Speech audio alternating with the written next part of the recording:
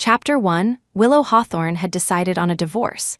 Today would be the last wedding anniversary she and Damien Thornton would spend together. Once the divorce agreement was signed, if all went smoothly, in a month, she could completely escape this oppressive 3-year marriage. At 10 p.m., she meticulously drew her eyebrows in front of the mirror, dressed in a limited edition designer gown, and fastened a matching diamond necklace. Her exquisite makeup barely concealed her fatigue. At 11 p.m., Willow Hawthorne took out her wedding ring, slipped it onto her ring finger, then picked up the divorce agreement lying nearby and tucked it into her purse. At 12 a.m., the sound of a key turning in the lock came from the front door. Willow Hawthorne, Damien Thornton walked in, not noticing her careful grooming in the slightest, his brow furrowed in slight displeasure. "Didn't you hear me come back?" Usually, as soon as he stepped out of the elevator, Willow would quickly open the door for him. A faint, fruity perfume wafted from him, sweet, with a youthful, sunny aura. Evidently, he had been with his white moonlight again, and the two had clearly been intimate recently. Willow lowered her gaze, concealing her disappointment and bitterness. When she looked up again, her face wore its customary gentle smile. "Sorry, I didn't notice." She rose and walked towards Damien Thornton as she spoke. The designer gown was adorned with a cascade of gemstones that sparkled with her every move. Damien finally noticed something different about her. She was meticulously dressed up, but when he spoke, it was still with a dissatisfied, accusatory tone. "You're going out at this hour?" He had, of course, forgotten what day it was, but it didn't matter. After midnight, it was no longer their anniversary. Willow had long since learned not to harbor any illusions about Damien Thornton. Ever since their wedding night, when he had fallen asleep drunkenly murmuring another person's name, she knew they would only ever be a contractual couple, and could only be a contractual couple. 3 years ago, Willow Hawthorne had suffered kidney failure and urgently needed a transplant. Her adoptive parents couldn't afford it, nor could they find a donor, so they desperately pleaded for help everywhere.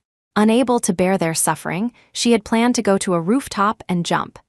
It was then that Eleanor Thornton found her, saying she could cure her, but Willow had to agree to one condition. She had to marry Damien Thornton for 3 years.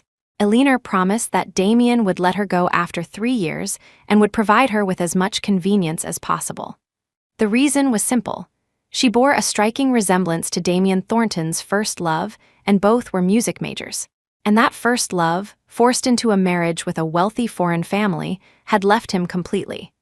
Damien Thornton had fallen into a deep despair, avoiding the office, skipping meetings, missing family dinners. Rumors flew that he was wasting away over a woman. For the gift of life, this request was nothing. Willow Hawthorne naturally agreed. Fresh out of surgery, she moved into this penthouse as a stand-in for Damien Thornton's first love. At first, Damien Thornton was extremely averse and rejecting. If Willow ever tried to be kind to him, he would fly into a rage, smash everything in the house to pieces, and then storm out. Willow would always sit calmly amidst the wreckage, carefully applying medicine to the cuts on her face from flying porcelain shards, and mock herself in the mirror. Well, isn't this, in a way, helping him pull himself together? Not long after the wedding, her adoptive father suddenly fell gravely ill and passed away quickly. Willow was immersed in grief for a time and had no energy to dwell on Damien Thornton's petty moods. Their relationship eased somewhat during the summer of their first year of marriage. Damien Thornton was sabotaged by a business rival. His car's brakes were maliciously tampered with. On a downhill slope, the car was like a runaway ball. The driver had also been bought off. After locking the other car doors, he jumped out, leaving Damien and Willow in the backseat to die. The moment the car crashed into the railings, Willow unbuckled her seatbelt and held Damien tightly, acting as a human airbag. When she regained consciousness in the ICU, her vision blurry, she saw the man who had always been so cold, now unshaven, his eyes swollen, repeatedly whispering "I'm sorry" in her ear before being ushered out by alarmed medical staff. After that, Damien Thornton slowly started coming home more often, until he would only eat Willow's cooking, only found her choice of clothes appealing, and only allowed her into his personal space. He even gave her a gift on her birthday just that once. It was the gown she was wearing now. She thought she had finally melted his cold heart until their first wedding anniversary. She had dressed up meticulously and waited bitterly until midnight. The midwinter wind was truly cold. She shivered despite being wrapped in a thick coat. But she only discovered from his friend Marcus Davies' social media feed that he had flown to the other side of the world to see the aurora. Leaning against him was the back of an unfamiliar woman with long hair. Marcus Davies had captioned it, "Lovers finally get their happy ending." On this side of the world, Willow looked at her marriage certificate with Damien Thornton. Lovers. Didn't a marriage certificate make them family anymore? On the certificate, she looked dazed and nervous, while the man's head was turned to the side, his expression only impatient and disgusted. Looking at it that way, it seemed they really weren't. Willow Hawthorne carefully put away the marriage certificate, along with her budding affections, buried in the winter night. Chapter 2, Willow Hawthorne, I'm talking to you. Didn't you hear me? Damien Thornton's impatient voice pulled Willow back from her drifting thoughts. Perhaps it was because she was leaving soon, but she found herself actually spacing out while looking at Damien. After all, for the past 3 years, her eyes had only been on him, ready to respond to his every need. Today is our 3rd wedding anniversary. I was planning to go out and celebrate with you, but you worked overtime and just got back. You should probably just wash up and rest, Willow said deliberately, a gentle smile playing on her lips. Damien Thornton's expression stiffened slightly, his Adam's apple bobbed. A subtle, satisfying sense of revenge flickered in her as the corner of her mouth curved up. She knew, of course, that his claim of working overtime was a lie. Rumor had it that the Sterling family's daughter, Serena, had experienced a marital breakdown abroad and had quietly returned to the country. Today was the day Serena Sterling returned. As soon as this news broke, Willow knew Damien wouldn't be able to sit still. Sure enough, she immediately received a message from him saying he had to work late.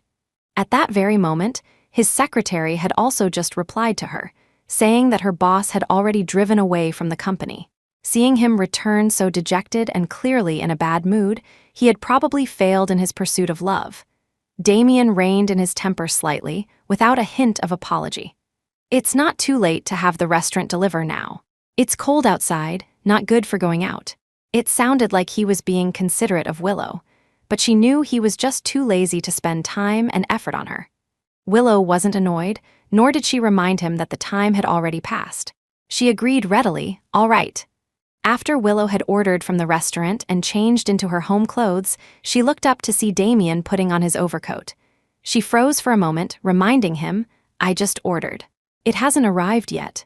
Damien's hand, adjusting his tie, paused for a second before he said, There's an emergency at the company. You eat by yourself. I'll make it up to you next time.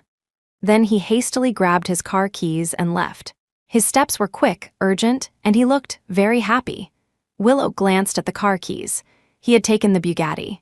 The last time he drove that car was when Serena Sterling had made a sudden return trip, and he had rushed to the airport to meet her. Willow had only later seen in the news that the foreign tycoon's collection consisted mostly of Bugattis, and that's how she knew Serena liked that car. There's an agreement to sign before you go. It was the first time she had called out to him as he was about to leave. Damien had just finished changing his shoes. A flicker of annoyance crossed his brow, then quickly vanished. You sign it for me. Bang, the door slammed shut. Willow stared at the closed door, wondering whether or not to thank Serena Sterling. Usually, the man wouldn't even bother to reply to her. Perhaps he was in a good mood just now, which was why he'd had the inclination to answer when she called out to stop him. She took out the slightly creased divorce agreement, pulled out Damien's dedicated signing pen, and imitated his handwriting to sign his name. It was a perfect imitation, identical to Damien Thornton's own signature. After getting married, she had been incredibly bored at home alone. She had tried practicing the piano, but after being told it was noisy, she never touched it again. With nothing else to do, she started imitating Damien Thornton's handwriting. At first, it was just for fun, but later, it became almost indistinguishable from the real thing. Damien then conveniently had her help sign some less important documents, most of which he had personally reviewed, so it wasn't a big issue. Today was the first time he had let her make the decision herself, and just by chance, it was the divorce agreement. It was signed smoothly, one could say. After signing, Willow called Eleanor Thornton. Upon learning it was signed, the person on the other end sounded slightly surprised. He agreed, "Yes, and please, Mrs. Thornton, don't reveal my plans for afterward." Eleanor Thornton was silent for a long time before sighing. "All right, I'll prepare what you need. There's still a month. Say a proper goodbye to Damien. You're not entirely out of his heart." Willow's smile was weak. "I know." No one knew better than her who resided in Damien Thornton's heart. Damien Thornton did not return that night. Willow curled up on the sofa, staring blankly at the night view, until drowsiness enveloped her, offering a brief escape. Chapter 3. The next morning, Willow rose early, washed up, and dressed, planning to go to City Hall to register the divorce first. Just as she opened the door, Damien Thornton burst in, reeking of alcohol. The smell of alcohol was mixed with a strong, fruity fragrance, and a red mark on his neck was quite conspicuous. It wasn't that his wife was overly sensitive, it was just that her husband was too careless to conceal it. Damien, oblivious, mumbled, "Going out again?" Willow hummed a low yes and brushed past him. The man sensed something was off and grabbed her hand. "Where are you going?" Her heart jolted. He usually paid no attention to her. Why was he suddenly so inquisitive? Then she heard the man continue, "Make some hangover soup before you go." Willow's breath hitched for a second. 3 years of suppressed humiliation surged up within her. Slowly, firmly, she pulled her hand away. "Make it yourself." Damien retorted without thinking. "How am I supposed to make it myself?" She had truly spoiled him too much. Willow sneered. "Then why don't you call Miss Sterling to make it?" The man, who had still been somewhat drunk, sobered up instantly, staring intently at Willow. "What do you mean by that?" She had already walked out the door, tossing back. "Exactly what it sounds like." Damien stared blankly as Willow left, his hand feeling empty, and a strange, uncomfortable feeling settled in his heart. How did she know about Serena Sterling? No, he had never tried to hide it, so it wasn't surprising that she knew. What was that attitude of hers just now? Was that still the same Willow Hawthorne? Was she angry that he didn't come home on their anniversary night? But the ringing of his phone soon interrupted his thoughts. Meanwhile, Willow came out of City Hall after completing the registration and paid the stand and a fee. It couldn't be helped. Divorce procedures were complicated and required both parties to be present. She had no choice but to hire someone who looked reasonably similar at a high price. She looked at the estimated date for receiving the certificate on the registration form. Her marital sentence had 1 month left. Just as she put it away, Damien Thornton's call came through. "Pick out some new furniture and bring it back." Why pick out furniture all of a sudden? Willow, out of habit, didn't ask further questions and planned to buy according to Damien's preferences. However, she then received a message from Damien with very detailed descriptions of each piece of furniture. It was clearly someone's specific request. A suspicion formed in her mind, but she didn't want to dwell on it. She spent the whole morning shopping and finally bought everything. As she returned home with the delivery man, the door opened to sounds of laughter and cheerful conversation. Damien was intimately conversing with a young woman. The woman wore a pristine white long dress, her hair cascaded down to her waist, and her smile was bright and pure. This must be Serena Sterling. Willow hadn't expected to meet her husband's first love for the first time in her and her husband's little home. The delivery man, trying to be congenial, said while unloading the goods, "Congratulations to you both on your new marriage." His eyes, of course, were on Damien and Serena. Damien looked embarrassed, a subtle hint of pleasure mixed with his awkwardness. Serena, however, quickly pulled away, clarifying, "We're just friends." Then she called out to Willow at the door, "You must be Chief Thornton's wife, right?" The delivery man, realizing his mistake, seemed to lose his ability to speak, remaining silent and finishing 30 minutes of work in 10. Willow returned the greeting calmly. "Miss Sterling, I've heard so much about you." Indeed, she had heard so much. Because of their hurried conversation that morning, Damien felt a little unnatural facing Willow, but he still introduced them. "This is Serena Sterling. This is my, wife, Willow Hawthorne." Wife. Even those 2 words seemed to scald his tongue, as if he were afraid Serena would accuse him of infidelity. "Is everything moved in? If you ask me, you should hurry up and divorce that cuckoo who's occupying the nest. Don't take up our Renee's place." A noisy complaint approached from a distance, stopping at the living room entrance. Chapter 4. Marcus Davies hadn't expected Willow Hawthorne to be there at all. His words died in his throat. The three of them stared at each other, a strange silence descending, yet a sense of a united front forming amongst them. Willow was an outsider, unable to join in. Serena Sterling was the first to react, taking Willow's hand to explain. "Willow, don't overthink it. Mark just likes to talk nonsense. He's got a loose cannon for a mouth. He's gotten himself into trouble countless times because of it." They weren't exactly familiar, and this sudden hand holding made Willow, who had mild mysophobia, quite uncomfortable. She politely withdrew her hand and smiled at Serena. "It's not the first or second day Marcus Davies has been a dimwit. I won't get angry with a half-wit." Hearing her curse him directly, Marcus's eyes widened in anger. "Who are you calling a dimwit?" This was outrageous in the past. No matter how much he mocked her, she could only take it. Did she grow a backbone today? Willow didn't even blink, staring at Marcus Davies with a playful gaze. Indeed a dimwit. Can't even understand something so obvious. Originally, Damien Thornton felt a little guilty towards Willow. But seeing her push away Serena's hand and hearing her attitude, that guilt vanished completely. He stated matter-of-factly, "Serena will be staying at our place for a while. Her parents on both sides are very angry about her return this time, and she has nowhere else to go." Even if they were angry, couldn't Serena Sterling afford a place to stay? Willow let out a sarcastic laugh, too lazy to pursue his excuse, which was riddled with loopholes. That laugh was very grating. The three people opposite her saw it clearly. Serena quickly tried to smooth things over. "I'm not planning to stay here, it's just Chief Thornton being too worried about me." "Willow, please don't take it to heart." It was unclear whether she was trying to smooth things over or provoke her. But to Willow, it no longer mattered. She curved her lips into her signature compliant smile. "It's all right, Miss Sterling, please stay here. There are plenty of rooms anyway. Since Miss Sterling is an honored guest, I'll give up the master bedroom." There were 2 master bedrooms in the house. She and Damien had never shared a bed. Under Damien Thornton's astonished gaze, Willow had already naturally taken out her phone to call for movers to come and change the furniture. Willow was inside, directing the movers to carry out her furniture. The three of them sat in the living room, watching her things being moved from the master bedroom to the living room, piece by piece. Marcus Davies couldn't help but whisper to Damien Thornton, "Chief Thornton, has she lost her mind? Didn't she get into a big fight with someone for you before? How come she's not jealous now?"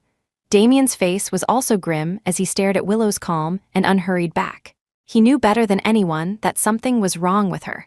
She was still angry about Serena. All right, it was indeed a bit strange for him to leave her alone on their anniversary. Thinking about how she was all dressed up last night, it was clear how much she had been looking forward to their evening date. Had he perhaps gone a bit too far? "Chief Thornton, maybe I should just go to a hotel. His people probably wouldn't dare to cause trouble there." Serena leaned in and whispered in his ear. Damien saw the bruises on her wrist, and any insignificant regret he felt for Willow vanished. He grasped Serena's hand, his brow furrowed as he promised, "Just stay here. Don't worry, I won't let him touch you." But Serena recoiled as if scalded, abruptly pulling her hand back. "Miss Sterling, the bedroom has been cleared out. You can go tell the movers to arrange the furniture according to your requirements now." Willow had come into the living room at some point, a smile on her lips, but her eyes were cold. She had seen and heard Damien's words and Serena's withdrawal of her hand. No matter what, she was still Damien Thornton's wife in name. These two were being a little too hasty. Chapter 5, by the time Serena Sterling's bedroom was organized, it was already getting late. Marcus Davies accompanied Serena to retrieve the rest of her luggage, while Willow was still in the living room, tidying up her own things. Moving once was good. It allowed her to discard what needed to be thrown away first. Seeing Willow dawdle in putting away her furniture and ornaments, Damien Thornton couldn't help but ask, "Haven't you finished tidying up yet?" Willow looked up at him. "Is it bothering you?" When she moved things to the living room earlier, she had deliberately avoided Damien's activity area so it wouldn't affect him in any way. Damien was speechless, casually making an excuse, "It's too late, it will disturb others." A spacious penthouse with no next-door neighbors. The lower floor was a void, and a thick soundproofing layer had been added. It was unclear who others she might disturb, probably ghosts. Willow knew he was just finding fault, possibly dissatisfied with her attitude towards Serena. But giving up the master bedroom was the most magnanimous thing she could do. Therefore, she merely lowered her eyelids and replied indifferently, "If it's noisy, just bear with it." She had endured him for 3 years. "Yes, throw all these away, just keep one coat."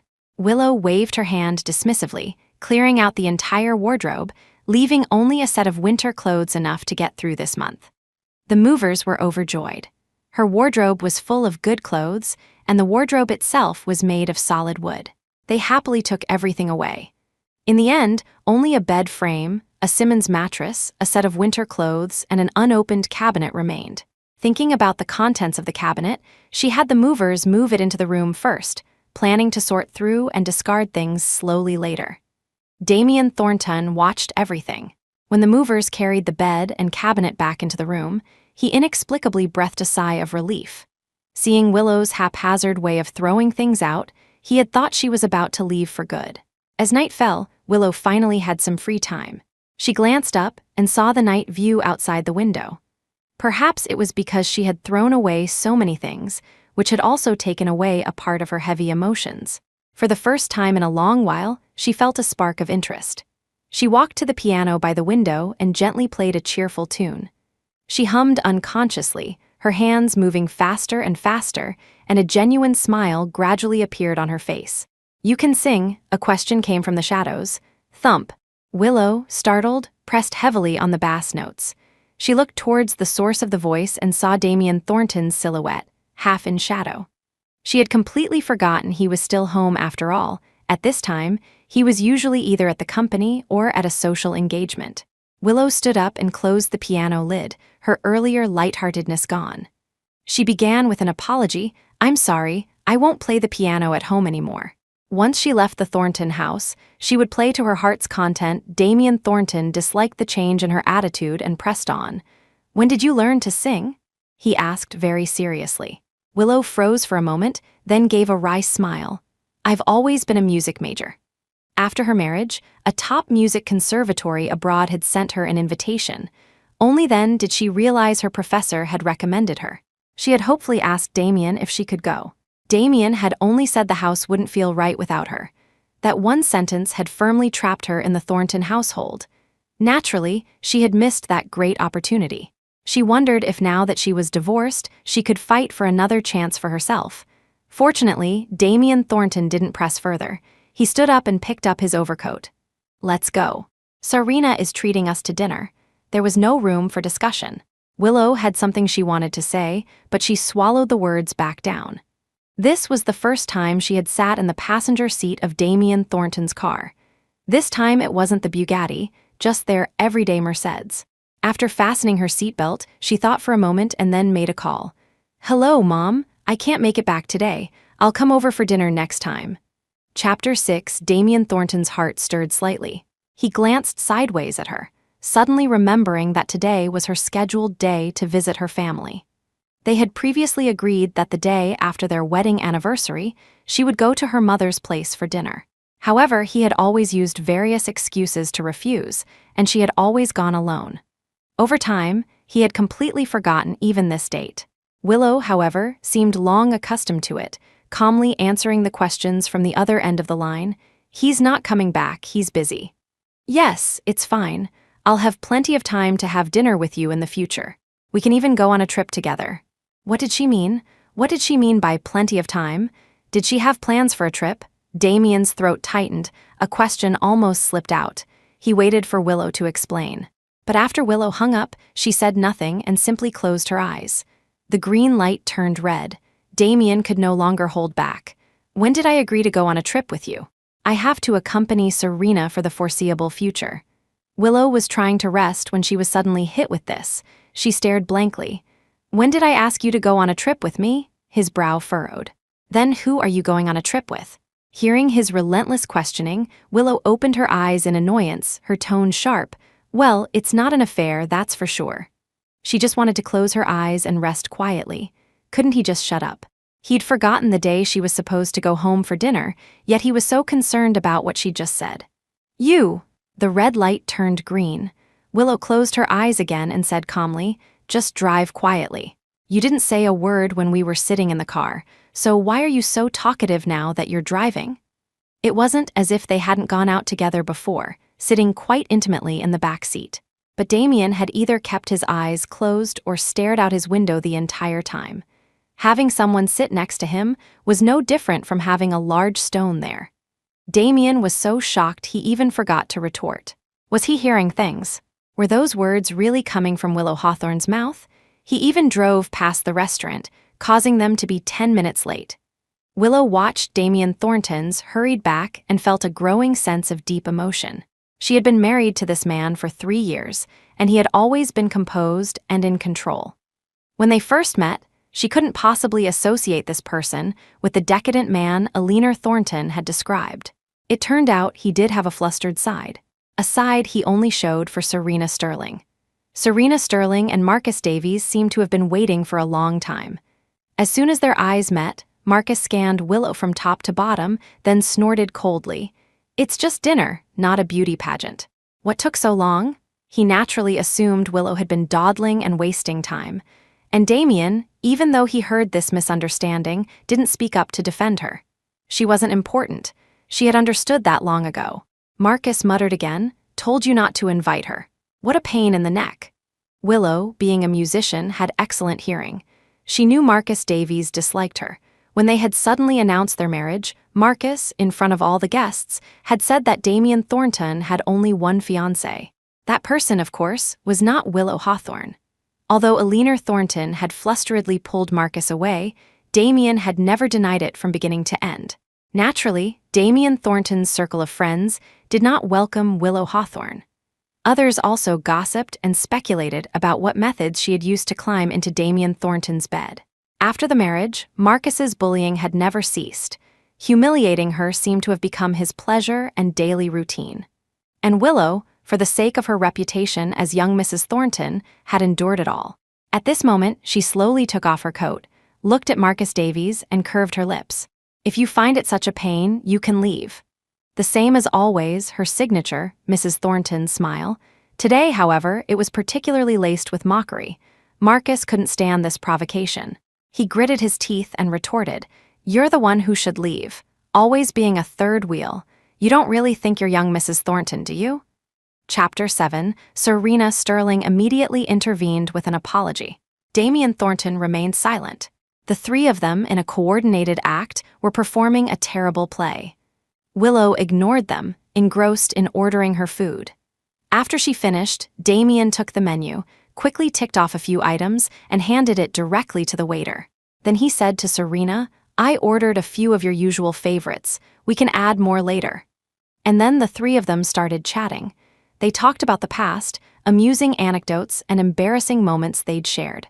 Willow buried her head in her food, eating intently, as if she and they were on different planes of existence. The idle chatter suddenly paused.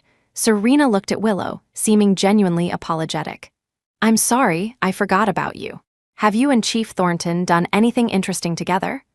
One sentence pushed Willow into an extremely ridiculous situation. What interesting things could she and Damien Thornton possibly have done? Just as Willow was about to answer, someone at the next table suddenly exclaimed, "Watch out!" The next second, the huge crystal chandelier overhead came crashing down.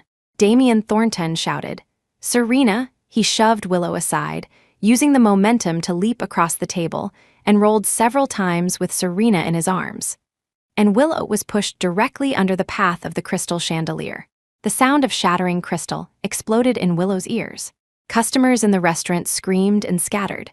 Willow, slightly dazed, reached out to push herself up. A searing pain shot through her palm. Lifting her hand, she saw blood all over her palm and arm. Someone shouted, "Call an ambulance! Oh my God, so much blood." "Is she still alive?" Willow's blurred vision saw a crowd caused setundity, inus her, while not far away, Damien Thornton was holding Serena with no time to check on her condition. She fumbled for her phone, intending to help herself, but before she could reach her pocket, she lost consciousness. She woke up again 5 days later. Her ears were buzzing loudly.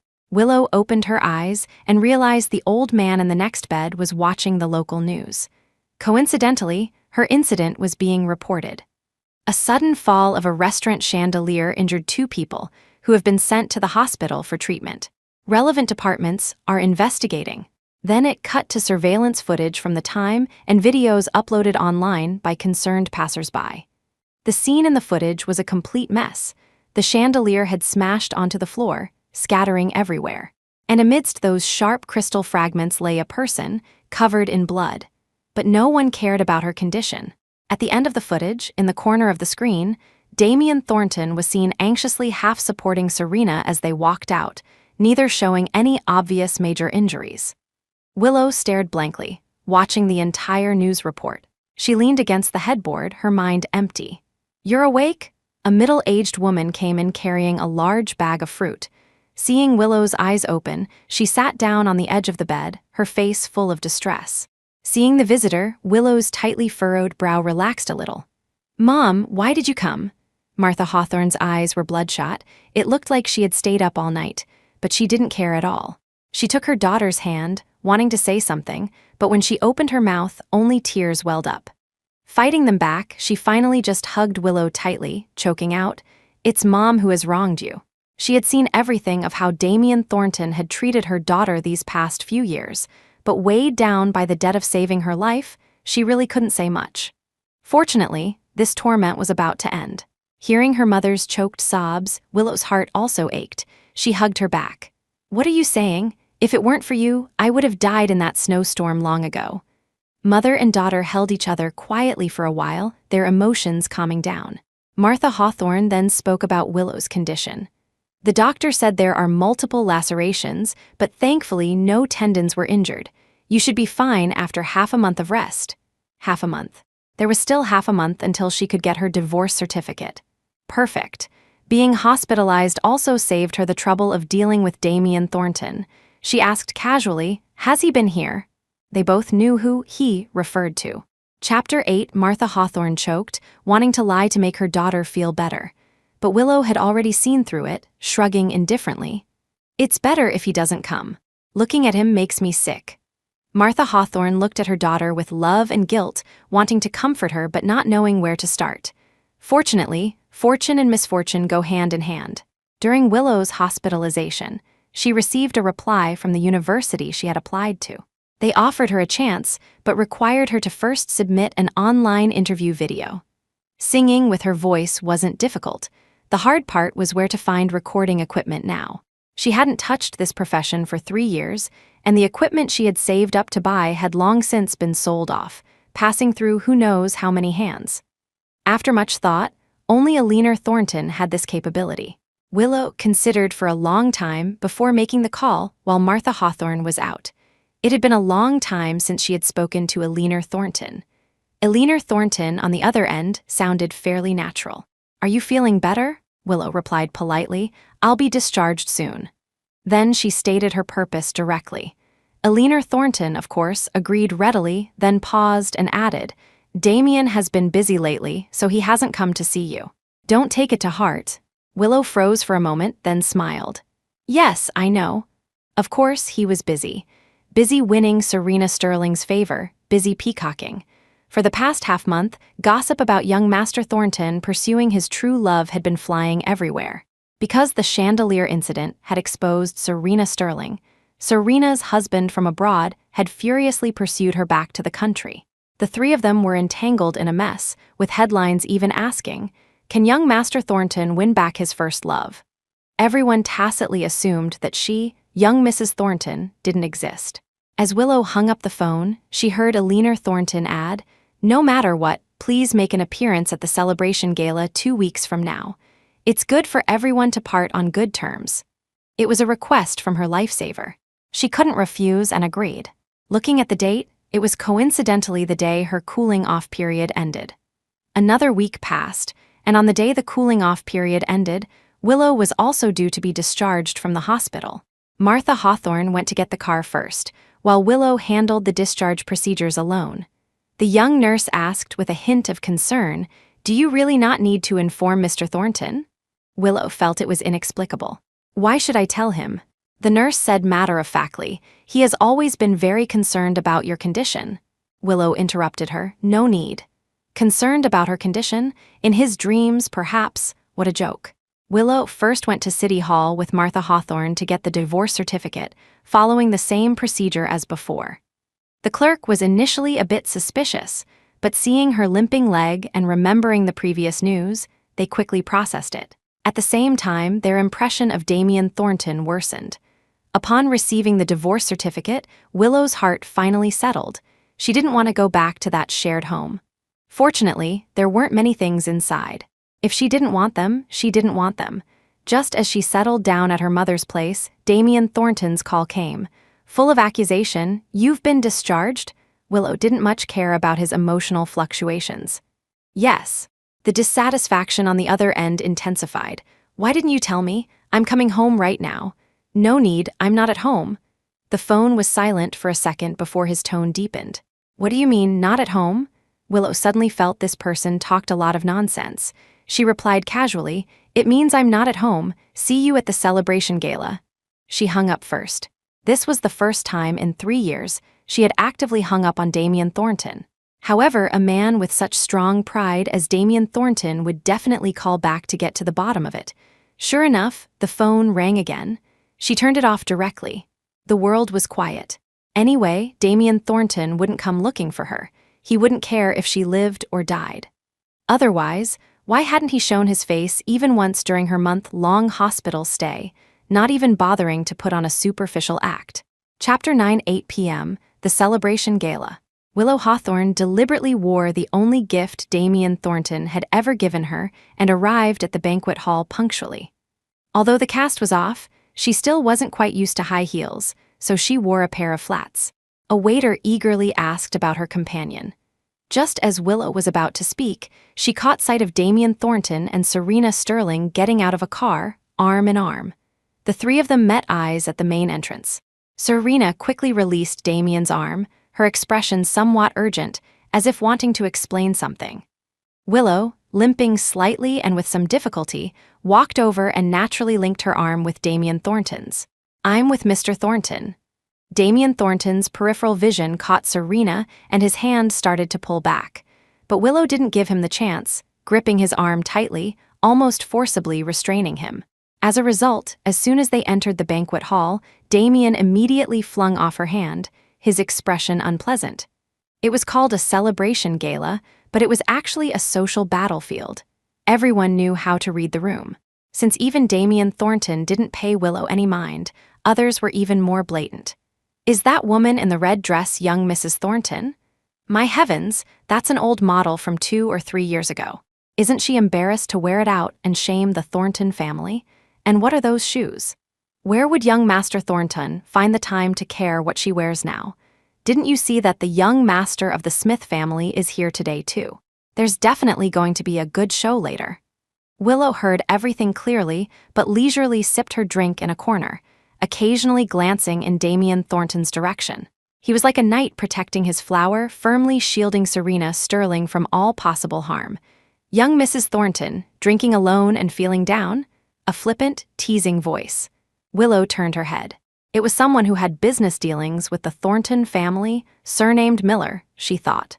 Despite having the divorce certificate, she was still young Mrs. Thornton in name today, so she maintained her etiquette. "Mr. Miller, good evening. Mr. Miller, after greeting her, didn't leave but instead took a step closer. "Shall I have a couple of drinks with young Mrs. Thornton?" As he spoke, his hand suggestively moved towards Willow. Even a fool could see Mr. Miller's intentions. Her face darkened and she sidestepped, sternly reminding him, "Please have some self-respect." Mr. Miller, his pride wounded, changed his expression instantly, grabbed her wrist and mocked, "Playing coy are we?" Willow tried to pull her hand away, but he gripped it even tighter. Everyone's attention was on Damien Thornton and Serena Sterling, and no one noticed what was happening here. Suddenly, Willow and Damien Thornton's eyes met across the crowd. Damien quickly noticed Mr. Miller grabbing her hand and started to push through the crowd towards her. Halfway there, someone exclaimed, "Miss Sterling, why are you bleeding?" His steps quickly reversed without a moment's hesitation. That ray of light dimmed again until it disappeared completely. Willow lowered her eyelids, glancing at her phone screen. 9 o'clock, 2 hours until her 11 o'clock train ticket. She thought for a moment, then her free hand reached for a wine glass. With a clang, she smashed it on Mr. Miller's head, answering him, playing polite. Mr. Miller was stunned by the blow. Just as he was about to retaliate after recovering, security guards, alerted by the noise, escorted him out. Willow looked down at her wine-stained gown, then turned to go to the powder room to deal with it. After all, she still had to speak as the nominal young Mrs. Thornton later. 9:30. The stubborn wine stain just wouldn't come out. Willow scrubbed with all her might. Marcus Davies' voice came through the microphone. "We are gathered here joyfully today for another purpose to witness Mr. Damien Thornton's proposal to Miss Serena Sterling." A huge uproar erupted from the guests. Then the microphone went silent, replaced only by a lively, chaotic murmur of conversations. Willow's scrubbing hand suddenly stopped. No wonder Alina Thornton had insisted she attend. It wasn't for her to appear as young Mrs. Thornton, but to publicly shed that identity. She had thought Alina Thornton had some affection for her, so she had always harbored a subtle sense of apology. It turned out to be utter exploitation from start to finish. Willow sat blankly in front of the mirror for a moment. 10 o'clock. She made up her mind, left early, and slipped out quietly through the back door.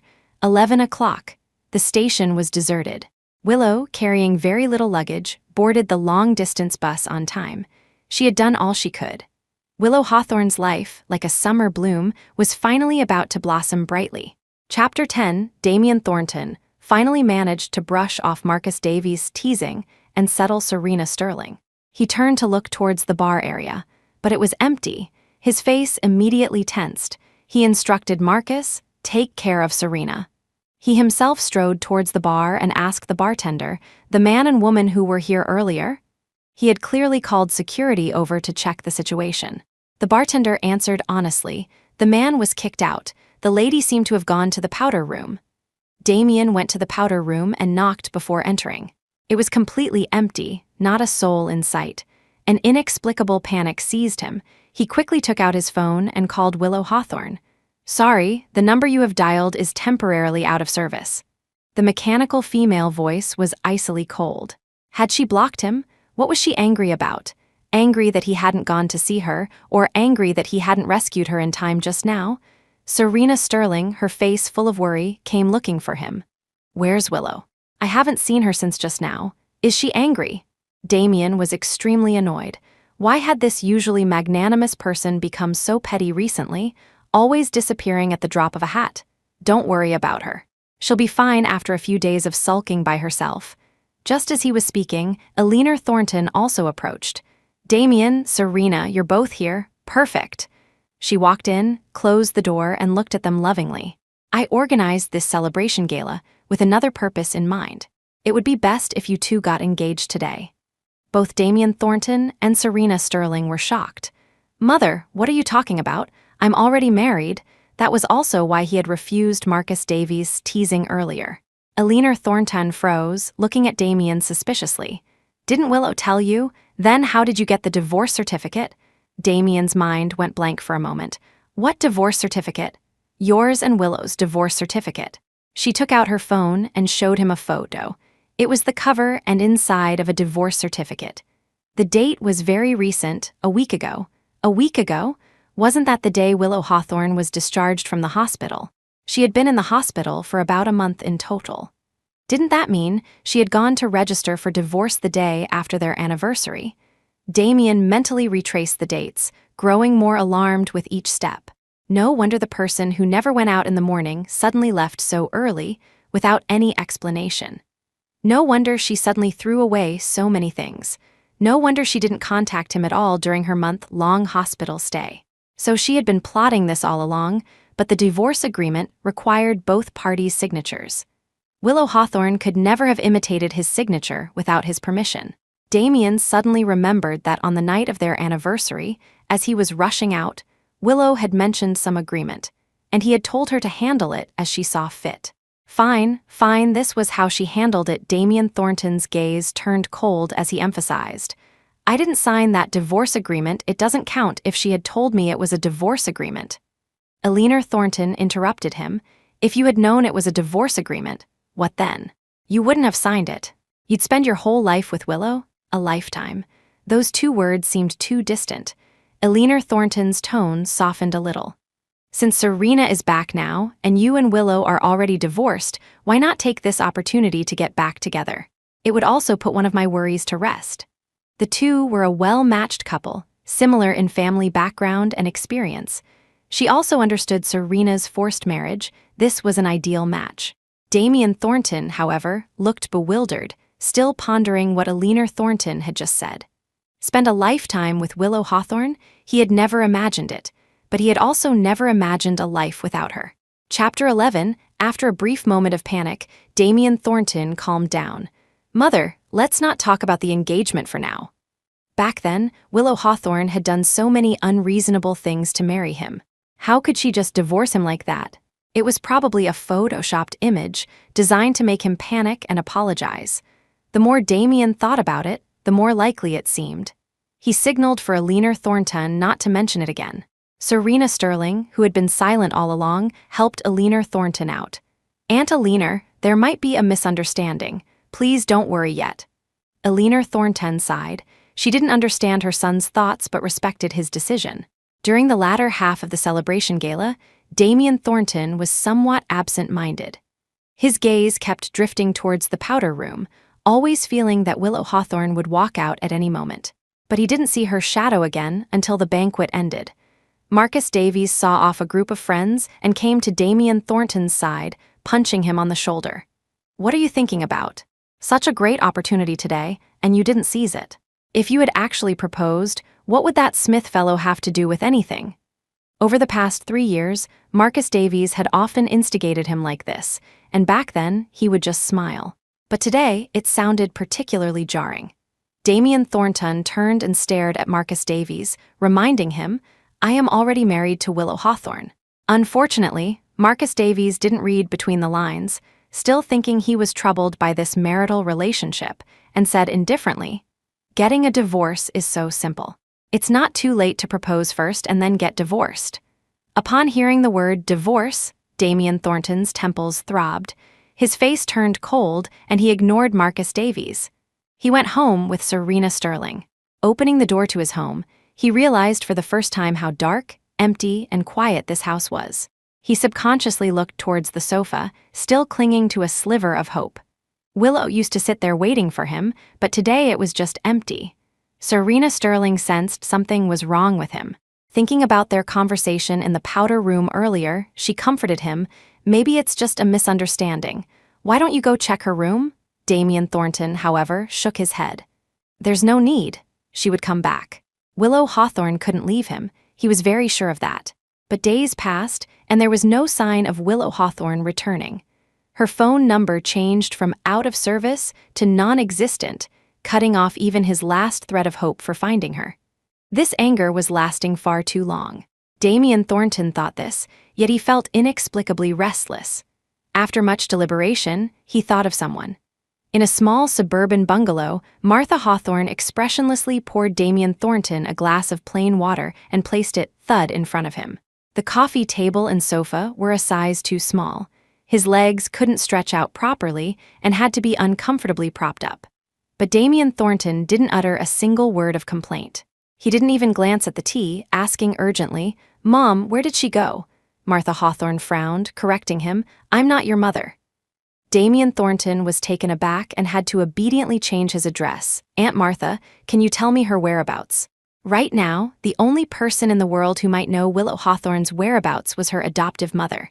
Martha Hawthorne still maintained a stern face. I don't know. Damien Thornton didn't believe her for a second, his tone growing more urgent. You're her mother, how could you not know? He had a stubble around his mouth, looking decadent and pitiful. Martha Hawthorne sighed and answered seriously, I really don't know. She left with just simple luggage. She had thought about asking for her whereabouts too, but then decided against it. Let her daughter enjoy her rare freedom. Chapter 12, Damien Thornton couldn't get any information from Martha Hawthorne. He tried to investigate other leads, but found that Willow Hawthorne had dedicated herself almost entirely to her home these past few years, with no regular social circle. Just like that, she had vanished into thin air. Damien Thornton didn't just accept it. He used a vast amount of manpower, energy, and financial resources to find her. He turned the world upside down, but couldn't find a single hair. This reckless waste of resources caused dissatisfaction among the board of directors, who reported directly to Eleanor Thornton. Eleanor Thornton, left with no choice, summoned Damien Thornton back. "Come home for a bit, I have something to tell you." Damien had a gut feeling it was related to Willow Hawthorne and immediately drove back. Eleanor Thornton sat quietly on the sofa, a thick file resting on the coffee table. He wanted to ask, but his eyes caught the file's title first. Contractual marriage agreement. Every word was familiar, yet they combined into something he couldn't comprehend. Or rather, he didn't want to comprehend. His heart trembled as he picked it up. Page by page, he flipped through the clauses, detailed down to laundry and cooking, each appearing like a mocking face. So, Willow Hawthorne's meticulous care for him was all based on such an agreement? Eleanor Thornton didn't say much, stating concisely, "The agreement has now ended. Her departure is inevitable." Damien Thornton clenched the agreement tightly, gritting his teeth. An unspeakable anger mixed with immense sorrow formed an emotional vortex, but he wasn't swept away by the vortex. He calmly asked, "Then you should know her whereabouts, right?" The agreement clearly stated that she would be helped with her future arrangements. She had previously said she was a music major. With this opportunity, she would likely choose to study abroad. The more he thought, the more he felt his deduction was correct. A light gradually appeared in his eyes as he anxiously awaited Eleanor Thornton's answer. But Eleanor Thornton just shook her head. "I'm afraid I have to disappoint you. I don't know." Willow Hawthorne had asked her for many things, even preparing a set of high-end audio equipment. But in the end, none of it was used. When she saw Damien Thornton gradually descending into madness, she had thought of secretly persuading Willow to come back and see him, but she couldn't contact her at all. Willow Hawthorne hadn't just vanished from Damien Thornton's life, she had vanished from hers as well. Damien Thornton refused to believe it, yet he had no choice but to. Once again rejecting Eleanor Thornton's suggestion of a marriage between him and Serena Sterling, he returned home, expressionless. The house was a mess, shirts and trousers strewn on the floor, along with some empty liquor bottles. He disliked strangers in his home, so Willow had always been the one to clean up. But now she was gone. Serena Sterling had also moved out the day after the celebration gala. He hadn't stopped her. Even he himself was surprised. Damien Thornton threw himself onto the sofa, blending into the darkness. His phone suddenly rang sharply. Marcus Davies sounded somewhat panicked on the other end. "Chief Thornton, come quickly, something's happened to Renai." He abruptly got up, dressed, and rushed to Marcus Davies' location. It was a certain bar. Serena Sterling was having a small gathering with friends. Victor Smith somehow found them. They exchanged a few words, things didn't go well, and Smith started to get violent. The bartender had already been beaten and sent to the hospital. Damien Thornton already had a smoldering anger in his heart. Seeing Victor Smith being so arrogant, he exploded instantly. The two men scuffled and both ended up at the police station. Serena Sterling, her face full of distress, dabbed at Damien Thornton's wounds, inevitably anxious. Why did you fight him?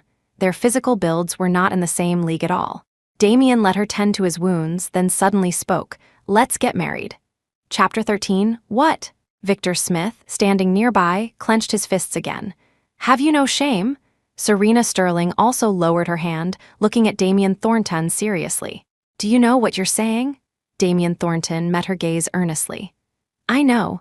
Willow Hawthorne and I are already divorced, so there won't be any problems. Instead of wasting your life with this hothead, why don't you be with me? After he finished speaking, Serena Sterling's face instantly turned cold, and she distanced herself from him. Chief Thornton, you should know I've only ever seen you as an older brother figure. For so many years, she had few close friends, and Damien Thornton was one of them, always extending a helping hand when she was isolated and helpless, including this time when she fled back to the country. It was true that she had been in love with Damien Thornton back then, but it was also true that they were now just friends. She now only considered him a friend. She had thought that after hinting so many times, he would at least understand. Damien Thornton hadn't expected this development. He stared blankly at Serena Sterling, reminding her, but if you don't marry me, you'll be taken back. Are you going to continue to go back and endure beatings and waste your years? Serena Sterling paused, not replying for a long time. The police came to mediate. Victor Smith, his face full of remorse, held Serena Sterling's hand, repeatedly assuring her it would absolutely not happen again. In the end, Serena Sterling forgave him, and the two bought tickets for the next flight back. Damien Thornton huddled alone in the huge house, like a soulless shell. He shut himself in for 3 days. On the third day, something suddenly occurred to him, and he opened Willow Hawthorne's room. It was so empty. Why hadn't he noticed before how empty her room was? He saw the small cabinet that Willow Hawthorne hadn't had time to tidy up. He pulled it open and found all sorts of things inside: various dolls, anniversary stickers, and a bouquet of dried flowers. It looked very familiar. He looked at the note tucked inside and remembered. These were the flowers he had sent her when she risked her life to save him. He remembered how vibrant they had been then. He hadn't expected them to be preserved here as dried flowers. Then there was the velvet box containing the ring. Seeing the ring still faintly glinting inside, his heart trembled violently. On the bottom shelf of the cabinet lay a neatly folded gown, its collar still bearing an untreated dark wine stain. He knew this was the birthday gift he had given her. He could only recall it thanks to the celebration gala that day. He had heard the gossip from others at the gala that day, something about the dress style being old, the accessories cheap, and so on. Hearing the timeline they mentioned, he then remembered he had casually given her such an item, thinking that on their last wedding anniversary she had also worn it. Damien Thornton's heart clenched. He reached out and stroked the texture of the fabric, as if gently caressing Willow Hawthorne. Why had he never thought before about how he would spend his future without Willow Hawthorne? He shut himself in his room day after day. Eleanor Thornton, seeing the person who had finally emerged from his shell revert to his previous decadent state, was furious. But no matter how much she reprimanded him, Damien Thornton only hid himself deeper. Gossip surrounding the Thornton family filled countless articles, and someone even wrote a long piece analyzing the love-hate relationships of these individuals. Until an article focusing on Damien Thornton's wife went viral, the internet buzzed with excitement for a while. This excitement also reached a remote, 18th-tier small city. In a lounge bar, young people whispered gossip while a short-haired woman on stage tuned her guitar. Another long-haired woman walked over and patted her shoulder. "Summer Bloom, did you see today's trending topics?" Chapter 14, the woman called Summer Bloom looked up. Her appearance was very similar to young Mrs. Thornton from the gossip, but her demeanor was more resolute and free-spirited. This was Willow Hawthorne's 3rd month performing at the Twilight Bar, and she had already become a mainstay. The long-haired woman speaking was Roxanne Bell, the owner of the Twilight Bar. Back then, Willow had left Bridgewater overnight, not following any of the paths Eleanor Thornton had planned for her. She had even given up on the university she had applied to. She didn't have any particular plan. At that moment, she simply needed a place where no one knew her to start over.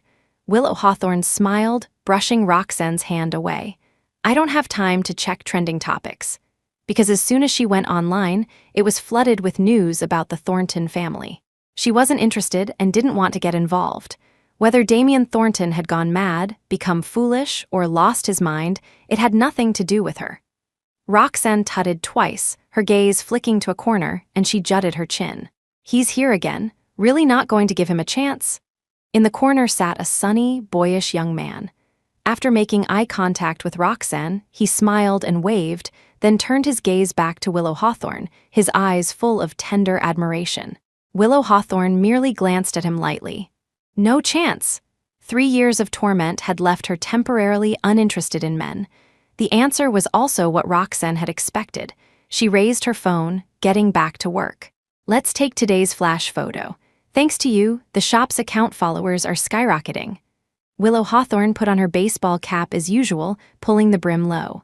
Her long fingers swept across the guitar strings, and she began to sing a gentle, elegant English song. Back then, to study abroad, she had specifically practiced her spoken English. She hadn't expected to use it here. An elderly gentleman in the audience cast a surprised gaze, silently memorizing Willow Hawthorne's face. The song went viral, spreading like wildfire across major platforms. Roxanne was overjoyed, the Twilight Bar's traffic surged. Only Willow Hawthorne felt a faint unease. Although she wore a baseball cap and kept a low profile, there was no guarantee that acquaintances wouldn't recognize her. Moreover, now that there were more people, there were always some without a sense of boundaries who would try to take a picture of her face. Every day, Willow Hawthorne had to wait until closing, change her clothes, before she could go home with peace of mind. Despite such caution, she still encountered unforeseeable trouble. This day, she had just changed her clothes and was pushing her small electric scooter out. A dark figure blocked the alleyway. Seeing the dark figure from afar, Willow Hawthorne became vigilant. But this was an 18th-tier small city. There might not even be many surveillance cameras on the main streets, let alone in a nook and cranny alley like this. Willow Hawthorne retreated, prudently choosing self-preservation, intending to go back to the Twilight Bar first. She had just turned around when the dark figure, clatter, clatter, clatter, ran towards her at an accelerated pace. The back door of the Twilight Bar was a rusty iron gate. Willow Hawthorne took out her key and hurriedly tried to unlock it, but the dark figure was still a step faster, pinning her against the door. "Teacher Summer Bloom, I really, really like you." The person was extremely frenzied, shouting Willow Hawthorne's alias while puckering his lips, trying to kiss her. Willow Hawthorne tried to break free, but found that this madman's grip was extraordinarily strong, making her hands ache. "What are you doing?" With a roar, a figure rushed over swiftly, landing a solid kick on the madman's right waist, sending him flying 5 steps away. Willow Hawthorne, still shaken, looked at the newcomer and froze slightly. "You haven't left yet." The person before her was the sunny, puppy dog-like young man who came every day and sat in the same spot. Leo Sterling, seeing Willow Hawthorne up close, felt his heart pound. Hearing that she still recognized him, his heart beat even faster. He stammered an explanation, "I just happened to be passing by here." Chapter 15. Willow Hawthorne glanced at the time. 3 in the morning. This place was in the middle of nowhere. She really didn't know how he happened to be out here. She didn't expose the young man's little thoughts, just nodded her thanks. "Thank you, I'll buy you a drink tomorrow." Leo Sterling, seeing she was about to leave just like that, took a step sideways to block her. Then, realizing this action was no different from the madman's earlier, he retracted it, but then suggested pitifully, "It's somewhat unsafe for you to go back alone. How about I ride my bike and escort you?" Willow Hawthorne looked at her own small electric scooter. "I have one." Leo Sterling waved his hands repeatedly. "What I mean is, I'll ride my bike behind you. I won't follow you all the way home, just make sure you get home safely." Understanding he meant well, Willow Hawthorne didn't dwell on it further. The two became acquainted because of this incident.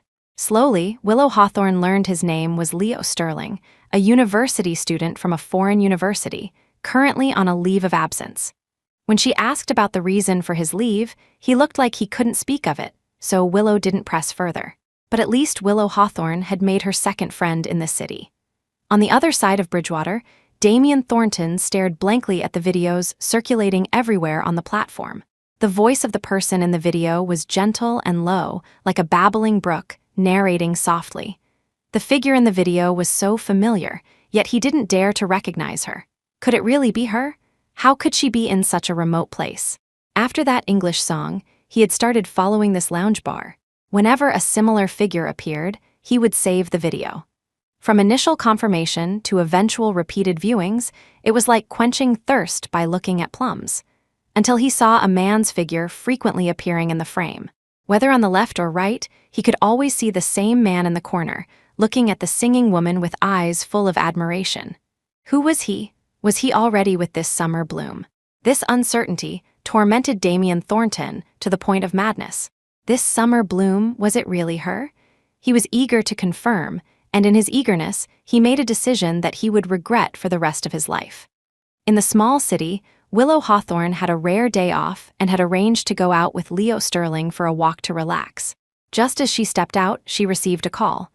The person on the other end said something, and Willow's originally smiling face immediately darkened, her lips turning down. "What did you say?" She hung up the phone, immediately bought a ticket, and didn't forget to find time to apologize to Leo Sterling. "Sorry, something urgent came up." Leo Sterling didn't ask further, immediately taking her to the station and asking with concern, "Do you need me to go with you?" Willow Hawthorne's expression was terrifyingly cold. "No need." As evening approached, she arrived in Bridgewater. Ignoring her exhaustion, she went directly to the city center hospital. After asking for the ward number, she walked over quickly. 2 bodyguards stood at the door, blocking her. "Hello, unauthorized personnel are not allowed." Willow Hawthorne glanced at them. Their faces were very familiar. They were the Thornton family's bodyguards. Her face was cold as she squeezed out a few words through gritted teeth. "I am her daughter." The bodyguards flinched and silently made way. Willow Hawthorne opened the ward door and at a glance saw Martha Hawthorne lying quietly in bed, tubes inserted all over her body. The person who usually called her name gently was now hanging on by a thread, barely breathing. "Willow," a disbelieving cry came from the doorway. Willow Hawthorne looked over, hatred flaring in her eyes. She strode over quickly. Slap! A slap landed squarely on Damien Thornton's face. Damien Thornton's head was whipped violently to the side. The bodyguards tensed, about to protect him. Damien Thornton waved his hand, signaling them it was all right, and even closed the ward door. Chapter 16. Willow Hawthorne trembled with anger, questioning, "Do you people have any bottom line? I accepted your kindness. I wasn't sold to you. The agreement is over. What more do you want?" She had received a call from a neighbor, saying that the Thornton family had come looking for Martha Hawthorne. They didn't know what was said, but Martha suddenly jumped from upstairs, and the neighbor urged her to come back quickly. Damien Thornton, caught off guard by the word agreement, blurted out, "Your feelings for me. Were they all just part of the agreement? Was there not a shred of sincerity?" The ward was so quiet you could hear a pin drop. Willow Hawthorne hadn't expected that in such a situation, Damien Thornton's first question would be whether she had any genuine feelings.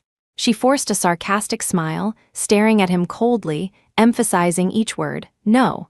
I was just acting according to the agreement. As for who my contractual husband was, I didn't care. It could have been you, or it could have been anyone else." Satisfied? Damien Thornton had never seen such a ruthless expression on her face, as if there was a deep-seated hatred between them. Willow Hawthorne gritted her teeth and warned, "I will pursue this matter to the end. Get out." Willow Hawthorne stayed by the hospital bed for a whole week before Martha Hawthorne finally woke up. The first moment Martha saw Willow, tears streamed down her face. It's Mom who is useless, letting them still have the nerve to come and demand someone. Since we owe them, let Mom pay it back with this life. After saying this, she fell back into a coma.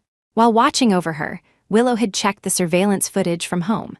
First, Damien Thornton came to the door, tearfully asking for her whereabouts. After being rebuffed, Eleanor Thornton came, using a combination of threats and inducements, saying that if Willow Hawthorne was willing to sign another agreement, she could name her terms.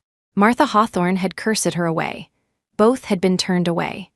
The third time, Marcus Davies came with several thugs, his mouth spewing threats about how Willow Hawthorne owed the Thornton family a life, and so on. Martha Hawthorne had already been driven mad. She screamed that she would repay this life for her daughter, and then jumped directly from the residential building. Willow Hawthorne saved each of those clips, watching them over and over to confirm details with her lawyer. Until she became numb. "Willow, eat something." Damien Thornton, shamelessly, brought food again, trying to console her in a low voice. Willow Hawthorne looked at the person in a deep coma on the hospital bed, her face filled only with disgust for Damien Thornton. "Get out." This wasn't the first time Damien Thornton had brought something, nor would it be the last. Damien Thornton, losing face, put the items aside and said, "Mark was indeed wrong in this matter. I've already sent him to Africa to rough it. Whatever compensation you want, you can ask for it." Willow Hawthorne stared at him coldly. "I want my mom alive and well. I want Marcus Davies lying here." That shut Damien Thornton up. During this period, Eleanor Thornton also came several times, bringing her ridiculous agreement, trying to buy out a few more years of Willow Hawthorne's good life. "Mrs. Thornton, are you a human trafficker?" Willow Hawthorne only asked this one question, and Eleanor Thornton never came again. The Thornton family didn't take it seriously, thinking Martha Hawthorne could recover. But after half a year in this vegetative state, Martha Hawthorne still couldn't survive the harsh winter and quietly stopped breathing on a winter night. Willow Hawthorne cried until she dry-heaved, cried until she was numb, cried until her eye sockets ached. Half a month before the spring festival, she personally buried Martha Hawthorne. From now on, she was truly an orphan. In the sub-zero temperature, she knelt before the tombstone for an entire night. The next day, she was found by the cemetery management staff and taken to the hospital. Fortunately, she received timely treatment and her knees were saved. Chapter 17. The first thing Willow Hawthorne saw when she woke up was Damien Thornton sitting by her bed. Seeing her awake, he asked with nervous concern, "Are you okay? Are you uncomfortable anywhere? Why were you outside alone for so long? You scared me to death." It sounded like incessant, caring chatter. A side of Damien Thornton that Willow Hawthorne had never seen before. But he was indeed one of the accomplices in her mother's death. Willow Hawthorne's expression didn't change at all. She informed him calmly, "I've already taken you to court. From now on, unless absolutely necessary, we will only meet in court." Damien Thornton's chattering voice came to an abrupt halt. His fingertips trembled. This day had finally come. When he had taken Martha Hawthorne to the hospital, he had prayed that nothing would happen, otherwise, he would live his entire life in endless regret. He had hired the best doctors and equipment in the world, but they could only keep Martha Hawthorne barely alive. Seeing Willow Hawthorne repeatedly watch the surveillance footage of them harassing Martha, then looking up at him with an indifferent, empty gaze, Damien Thornton knew it was already irreparable. Going to court for the Thornton family's legal team was not a big deal. But for Damien Thornton, it was proof that Willow Hawthorne had completely become his enemy. His original intention was to make Willow Hawthorne come back voluntarily. He hadn't expected one wrong step to lead to a cascade of errors until he lost everything. Damien Thornton looked at Willow Hawthorne like a kite with a broken string, not knowing where it would fly, but always further and further away from him. He stared at her intently, his voice trembling. "Willow, give me a chance to make amends. I really didn't mean it. I just wanted you to come back." Willow, I was really wrong." Willow Hawthorne closed her eyes wearily, uttering a cool sentence, "Damien Thornton, you make me sick." There was no other sound in the room for a long time. Thud! Willow Hawthorne opened her eyes in surprise and saw Damien Thornton kneeling by the bed. The high and mighty young Master Thornton, just like that, humbly knelt by the bed, his eyes full of pleading. "I'll hand Marcus Davies over to you. Sue me however you want, send me to jail, it's all fine. Just don't disappear on me." She didn't understand his actions. "Damien Thornton, what are you doing now? Do you love me?" Or was it simply that he disliked the feeling of people and things being out of his control? Damien Thornton's body stiffened, his mouth as if struck dumb, unable to answer. Did he love her? He didn't know. He only knew he had to give everything to keep her. Willow Hawthorne felt unamused. She let him kneel, saying no more. Damien Thornton seemed to have found a way to pass the days, coming to kneel whenever he had free time. Willow Hawthorne emotionlessly continued to communicate with her lawyer. The lawyer, looking at the young Master Thornton kneeling so proficiently, could only suppress her surprise. The court summons was officially issued. According to regulations, the parties involved were not allowed to meet. Willow Hawthorne finally enjoyed some rare peace and quiet, but Damien Thornton, unable to kneel in the ward, actually knelt just like that outside the ward. This caused passing patients to stare in amazement, and reporters flocked to the scene. It forced Willow Hawthorne to decide to be discharged temporarily. On the day of her discharge, Damien Thornton, having somehow gotten the news, was waiting outside. As soon as he saw Willow Hawthorne, he immediately came up to her. "Let's go home." Willow Hawthorne took a step back, distancing herself from him. "What home? I don't have a home." Damien Thornton's hand fell empty. He looked at her, aggrieved and sad. "Can't you give me a chance to make amends?" Those words sounded particularly ridiculous coming from his mouth. Willow Hawthorne's eyes were sharp. "A chance to make amends? How will you make amends? Continue kneeling day and night? If you kneel like this, will my mother come back? Stop deluding yourself. The trial is in 2 months. Get ready. I won't rest until this is over." She carried her meager luggage down the stairs. Her figure, though lonely, was strong. Chapter 18. Brenda Shaw, the lawyer handling Willow Hawthorne's case, had a vacant property. Willow rented it at market price and focused intently on preparing for the trial. Damien Thornton, somehow finding her new address, eagerly sent a pile of daily necessities on the first day, all of which she redirected to her neighbors. Seeing this tactic didn't work, Damien Thornton changed his approach, sending a large collection of rare records and top-tier music equipment. Willow Hawthorne donated everything directly to a television station and some private collectors, like an impenetrable fortress. Damien Thornton grew increasingly anxious. Once the trial began, he would have no more chances. Willow Hawthorne and Brenda became more familiar. Brenda, watching the Thornton family members pile up at the door, looked at Willow with concern. "Aren't you afraid he'll resort to extreme measures?" Willow chuckled lightly. "Then I'll let him know what true extremes are." While she was preparing for the trial, Roxanne and Leo Sterling had both called to express their concern. She reassured them all, not wanting them to get too involved in her private life. "Miss Hawthorne, they've delivered a party involved in the case." Brenda suddenly sat up straight, calling out to Willow. Willow looked down from the window. Marcus Davies was bound hand and foot, his mouth gagged with a cloth, writhing and whimpering. Seeing Marcus Davies, the fire in Willow's heart flared up, and she gritted her back teeth. She remained relatively calm and asked, "The maximum penalty, how severe can it be?" Brenda Shaw pondered before answering, "At most, 3 years." 3 years in prison wouldn't bring back her mother's life. Her eyes darkened. Brenda Shaw hurriedly advised, "Don't be impulsive. Let the law handle it." Willow Hawthorne was non-committal, instead persuading Brenda to leave first. Afraid she might do something foolish in a moment of clouded judgment, Brenda kept looking back as she left, earnestly reminding her, "Vigilante justice is illegal. Let's follow the rules and regulations." Willow Hawthorne responded perfunctorily. After Brenda left, she put on her coat and went downstairs. The moment Marcus Davies saw her, fear flickered in his eyes, and he whimpered and squirmed. As if begging her for mercy, Damien Thornton was truly willing to go to great lengths. After all, Marcus Davies was arguably his only remaining good friend, yet he had actually just packed him up and sent him over. Willow Hawthorne's fingers trembled. The main culprit was right here. She could personally deal with him as she pleased. She could even make him jump from a tall building, a life for a life. She looked at the black car parked not far away.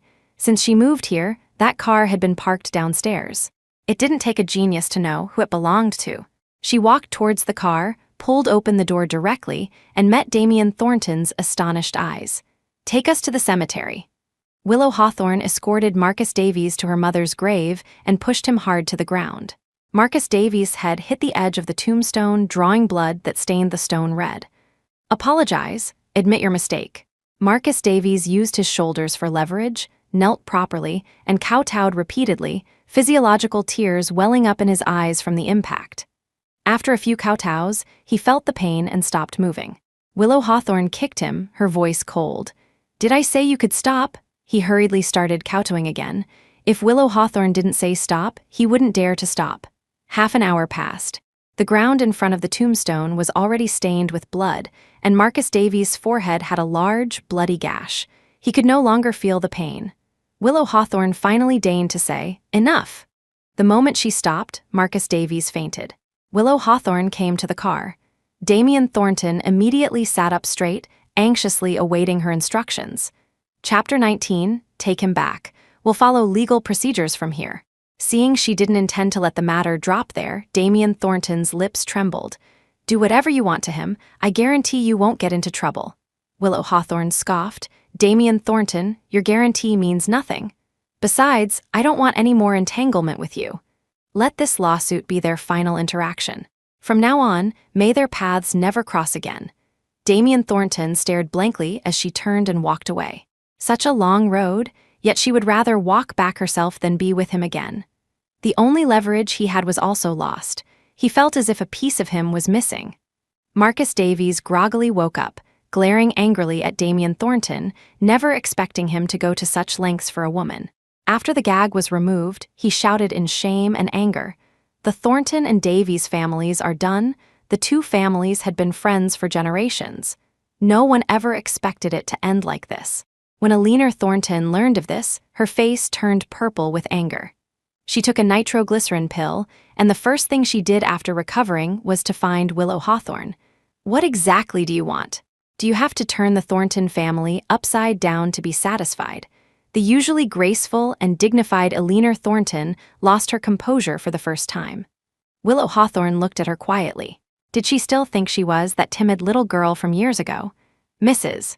Thornton, it's not what I want, but what you all want. If you hadn't rashly come to disturb my mother, would things have reached this point? Eleanor Thornton's lips trembled as she argued illogically. That was also to give you a chance. Willow Hawthorne's eyes glinted with sarcasm as she cut her off. Give us a chance, or find another fool to prop up your good-for-nothing son? Watch your words. Then please, Mrs. Thornton, speak normally as well. If there's nothing else, please leave. After all, as a defendant, you need to avoid suspicion. She didn't yield an inch, her retorts leaving Eleanor Thornton speechless. Seeing that being tough wasn't working, Eleanor Thornton's expression softened again. Willow, I know you're not such a heartless person. There have been too many misunderstandings. If you're willing to give Damien a chance to explain. Willow Hawthorne was now impervious to both hard and soft tactics. She maintained a stern face and coldly refused, No, I'm not willing. Please leave. Eleanor Thornton turned and left, her face full of displeasure. There was still a month until the trial. Willow Hawthorne and her lawyer rehearsed over and over. Although her attitude towards the Thornton family was firm, she also knew this would be a tough battle. The Thornton family's legal team was not to be underestimated. Damien Thornton quieted down for a few days, then started causing new trouble. He bought the apartment opposite Willow Hawthorne's. When Willow went out to take out the trash in the morning, she unexpectedly met his gaze. Seeing such a face first thing in the morning was bad luck. She went downstairs expressionlessly, but Damien Thornton followed her, stuffing a business card into her hand. The Thornton family's lawyers are very good. Your lawyer's qualifications might not be enough. You can ask him. Willow Hawthorne looked down. It was indeed a renowned law firm. Had Damien Thornton gone mad? Was he now teaching her how to fight against himself? But offered help was not to be refused. This time, she took the business card. Damien Thornton was very happy and smiled. I can also introduce you to other lawyers. Her face tightened as she refused. No need. Damien Thornton's happiness did not diminish. This was the first time in so long that he had spoken relatively calmly with Willow Hawthorne. Willow Hawthorne read the happiness in his eyes and frowned, puzzled. What on earth was he happy about? Chapter 20, Damien Thornton's excitement level rose, and he followed closely behind her. I remember we used to take out the trash together like this. You even said the osmanthus flowers in the complex smelled wonderful, and you wanted to make osmanthus tea. Willow Hawthorne replied expressionlessly, Yes, and you were busy rushing to see Sir Rena Sterling, impatiently telling me that if I had nothing better to do, I should study some recipes. He immediately fell silent. Had he really treated Willow Hawthorne like that in the past? An unspoken self-reproach welled up in his heart. He wanted to compensate. Let me take you to see the aurora. I know a place. Willow Hawthorne threw the trash into the bin and turned back to interrupt him. What place? The place where you watch the aurora with Sir Rena Sterling? Don't use these tactics to disgust me.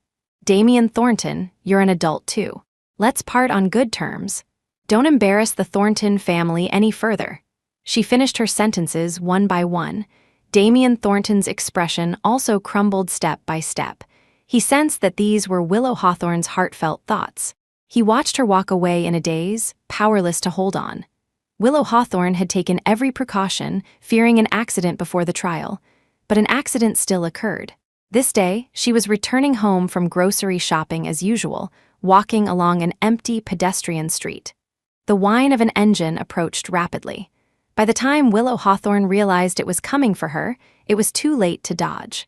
The moment the speeding sports car crashed into her, she saw Marcus Davies' face in the car, and then Damien Thornton suddenly appeared before her eyes. Bang! After the deafening crash, she lost consciousness. Marcus Davies, hands trembling, called the police, then abandoned the car and fled. When Willow Hawthorne woke up, she felt as if her whole body had been run over by a large truck. There wasn't a part of her that didn't ache. Wanting to get up, she realized one leg was suspended high in the air. Her leg was covered in injuries. Her memory flashed back to the car accident scene. Had Damien Thornton rushed out to protect her, there were no familiar people around. Willow Hawthorne had no choice but to press the nurse call bell. After inquiring about her own condition, she couldn't help but ask, "The person who came with me. How is he?" The nurse answered matter-of-factly, "There's a risk of leg amputation. The doctors are doing their best to save him." Willow Hawthorne's mind went blank for a moment. Amputation? Would he have no legs then? Willow Hawthorne took out her phone and searched for news about the incident. Although the images were pixelated, the bloodstains were still shocking. Why on earth had Damien Thornton done that? She was completely bewildered. Marcus Davies, who committed the hit and run, was apprehended that same night. The Davies family wanted to protect him, but this time, the victim was young Master Thornton. The Davies family couldn't protect him even if they wanted to and sought to obtain the maximum leniency. Willow Hawthorne, limping on one leg, went to the hearing. Word by word, she accused Marcus Davies of his heinous acts, revealing the fact that Damien Thornton was still lying in a hospital bed, his life uncertain. Eleanor Thornton, for once, stood on the same side as her. In the end, Marcus Davies was sentenced to 40 years in prison. Marcus Davies was dissatisfied and cursed loudly in court. In a matter of a few sentences, he added another 5 years to his sentence. After the verdict was announced, Eleanor Thornton stopped Willow Hawthorne, who was about to leave. She hesitated, her brow furrowed with complex emotions. Willow Hawthorne had nothing to say to her and preempted her. "I no longer owe your Thornton family anything." Eleanor Thornton's expression remained unchanged. She sighed, begging humbly, "Please go see my son, persuade him to save his legs. The doctor said there's still a chance, but his will to live is too weak, so there's nothing they can do. Just consider it one last favor for me. I will absolutely never bother you again." Chapter 21. Even if a stranger had asked, Willow Hawthorne would not have refused such a request. But the person before her was not a stranger. She was the one who had harmed her mother. Willow Hawthorne refused with a cold expression. "I have no obligation." Eleanor Thornton shouted, "He's in this situation because he was trying to save you, to have the audacity to push all the blame onto her." The flicker of pity that had just risen in Willow Hawthorne quickly faded. She stared at Eleanor Thornton, seriously refuting, "No, it was you who single-handedly turned the situation into this.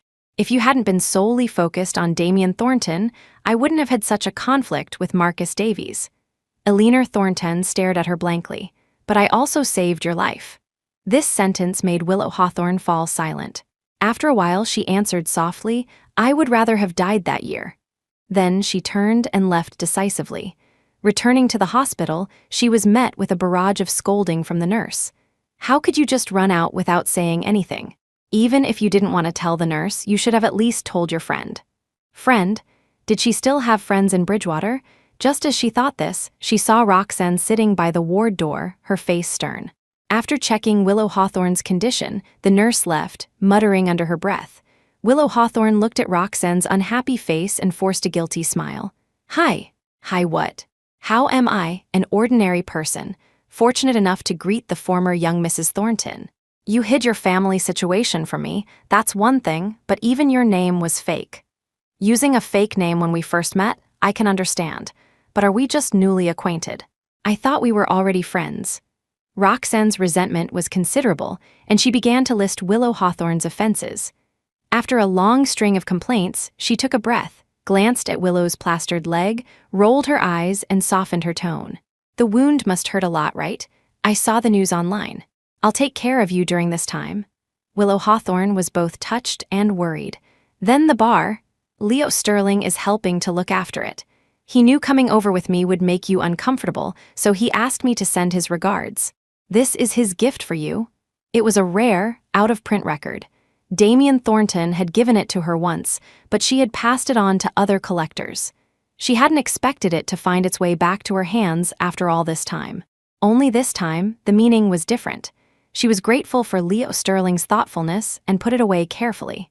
After Roxanne roughly understood her current situation, she asked, "Marcus Davies is already in prison. Are you still going to sue?" Willow Hawthorne paused at the question, but quickly regained her composure. "Sue, to give herself closure, and to give her mother closure." Roxanne didn't say much more, just quietly stayed by her side. Another week passed. Willow Hawthorne's condition improved slightly, and she was able to get out of bed and walk. Roxanne routinely shared outside gossip with her. Damien Thornton refuses to treat his legs. Eleanor Thornton had a stroke from anger. Now the Thornton family is in complete chaos. No one knows how to clean up this mess. Willow Hawthorne listened calmly, noncommittally. Eleanor Thornton had a stroke. Damien Thornton might lose his legs, and the company's stock price plummeted. At the same time, news that Willow Hawthorne was suing the Thornton mother and son was suddenly sensationalized by interested parties, undoubtedly becoming the last straw that broke the camel's back. Eleanor Thornton was carried into Willow Hawthorne's hospital room. The once spirited and elegant woman now looked haggard, her hair lusterless. She tremblingly raised her hand, her facial expression contorted, already unable to utter a complete sentence. Chapter 22, even Willow Hawthorne's hardened heart softened with a pang of sorrow. She propped herself up and sat on the edge of the bed, patiently waiting as Eleanor Thornton managed to get out, one painstaking word at a time. Save his legs. The original was Jiu, Chi, Hui, a sequence of Chinese characters that didn't make sense. The context implies she's asking Willow to save Damien. Save his legs or save Damien makes more sense.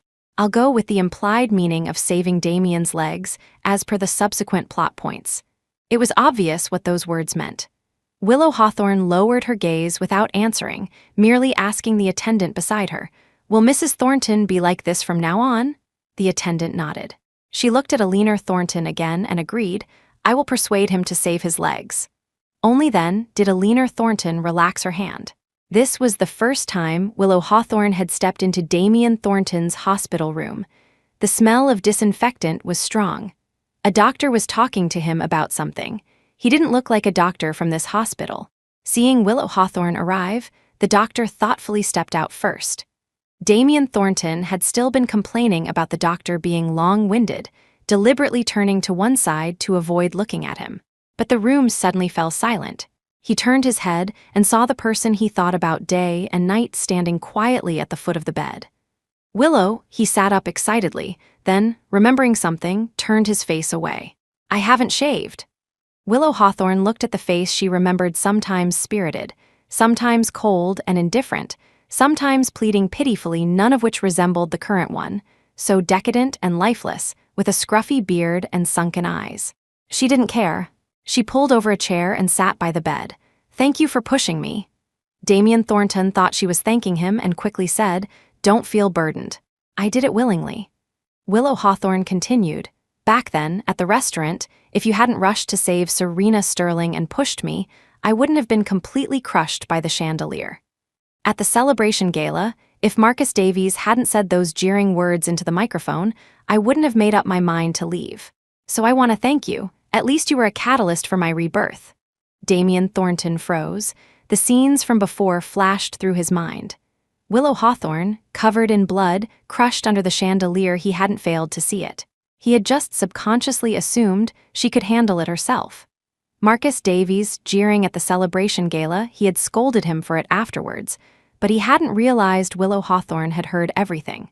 His lips moved, wanting to defend himself, but he found there was nothing to defend. Willow Hawthorne took a deep breath. "So, there's nothing that can't be overcome. You don't need to destroy your legs to show remorse.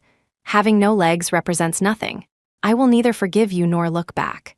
No legs just means no legs. It will make your life inconvenient, restricted everywhere. So be mature, accept all the changes calmly, and grasp what you can grasp." She delivered these words without any personal emotion, just calmly, as if persuading a young person who was doing something foolish. Damien Thornton stared at her blankly, then, after a long moment, lowered his head and gave a bitter smile. "You really are different from before." Willow Hawthorne shook her head. "I've always been the same as before. It's just that you never understood me." The conversation ended briefly and peacefully. As she was leaving the ward, Damien Thornton said, "Go talk to my doctor. He was the chief surgeon for your kidney transplant back then." Willow Hawthorne's retreating figure paused for a moment, then she acknowledged and went out. The doctor was waiting just outside the door. Seeing Willow Hawthorne come out, his eyes lit up with pleasure. "Thank you for being willing to persuade him." Willow Hawthorne curved her lips and asked directly, "Excuse me, do you know who the donor who matched with me back then was? I've always wanted to thank them in person, but I haven't found any clues." The doctor looked quite surprised. "Didn't your father tell you?" "Father? What did her father have to do with it? Hadn't her adoptive father passed away just a few months after her marriage?"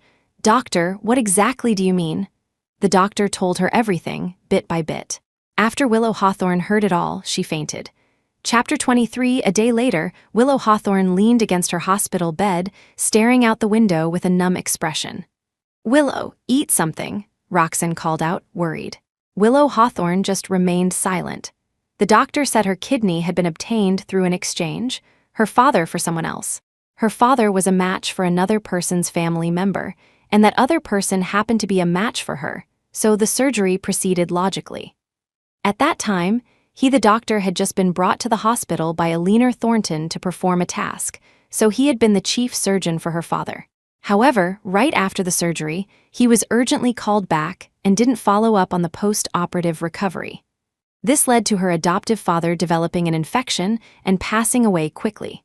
So, from beginning to end, the kidney resource was found by her father. Willow Hawthorne had never felt such absurdity and hatred. She closed her eyes, took a deep breath, and when she opened them again, there was only determination. She asked Roxanne to temporarily buy her a laptop and began to collect all sorts of information about the Thornton family, especially Eleanor Thornton's branch. While she was collecting, someone sent a compressed file to her email. Opening it, she found it was full of evidence of the Thornton family's tax evasion and various illegal activities in recent years. It was probably from some cynical, righteous individual who had seen her post on a forum asking for inside information. Willow Hawthorne packaged all these things and sent them separately to the Internal Affairs Department and the Veridian Group. The Veridian Group was the Thornton family's main base, headquartered abroad. Not long after, news broke that Internal Affairs had sent people to investigate and severely punished them. Following that, people from the Veridian Group headquarters came and overhauled the company from top to bottom, almost equivalent to dismantling and reorganizing it. Eleanor Thornton, who originally held real power, was sidelined. Eleanor Thornton had been recovering well and had hopes of returning to a normal life. But this series of blows caused her condition to worsen severely, to the point where she needed someone to attend to her every basic need. Conversely, Damien Thornton in the hospital was recovering well. His legs were already able to touch the ground. The first thing he did was to shakily walk over to Willow Hawthorne, as if seeking praise. "Look, I listened to you." There was no sign that his family was undergoing an unprecedented crisis. Willow Hawthorne frowned, staring at him, unable to resist asking, "Aren't you going to manage your family affairs?